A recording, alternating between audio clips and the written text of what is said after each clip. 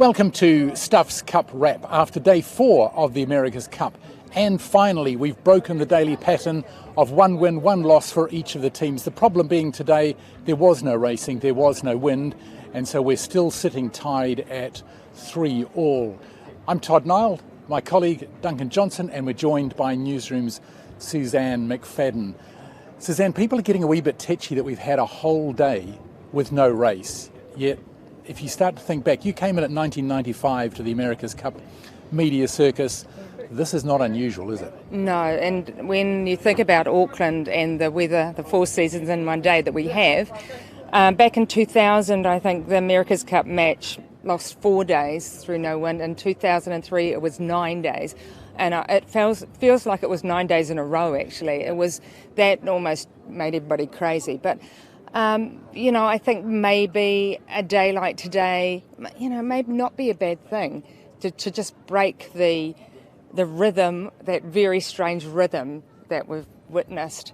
And the only thing that worries me is, as a Kiwi, is that, that last race that we saw Team New Zealand win, they were really showing some incredible boat speed. Was the momentum? Yeah, and whether that they could have carried that momentum on today, but I don't think 1 day out is going to make any difference. And it sounds like the weather's going to be all right for tomorrow.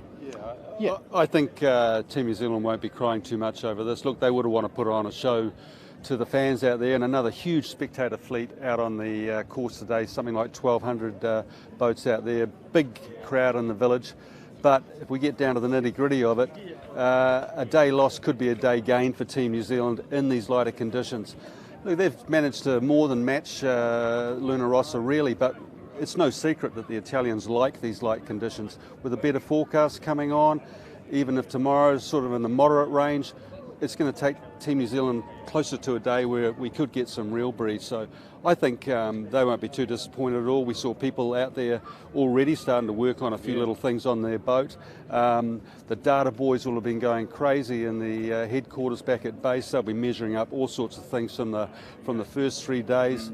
And as Suzanne said, maybe a bit of a chance to get a breather. The grinders will get a bit of relaxation, and the boat will get some more attention overnight for the resumption of racing. Yeah, as you say, Team New Zealand may almost have dodged a bullet, because in the conditions that it would have been raced in if it had just got there were not the conditions where they've looked the most comfortable. And tomorrow they're talking 12 to 14 knots, which is kind of where we were back at day 1. It's not a whole new ball game, but it's possibly conditions that Team New Zealand might feel happier about. And I guess one of the pluses for today is we've been spared this incredible daily roller coaster where particularly Team New Zealand fans going up and down, which is also is that a pattern that you recall of America's Cups, the way people go up and down race by race? Yeah, and if you think back to 2013, of course you were there in San Francisco, but back here, it was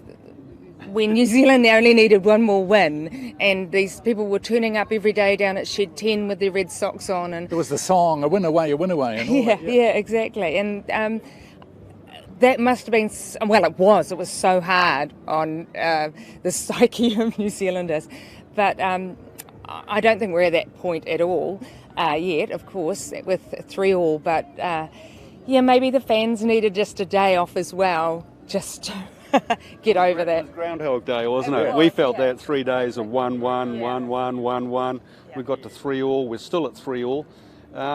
Prospect of more racing, and we can't emphasise enough, a double win day is going to be huge. If someone can get to 5-3 when things resume on Monday, well, will that be telling? Yeah. All was not lost. There were 13,000 people down here in the Cup Village in Auckland. There were more than 1,200 boats out on the water who seemed to have a good time regardless. 3-3, the America's Cup match remains locked, and we'll see how it progresses on the next day here on the Stuff Cup Wrap.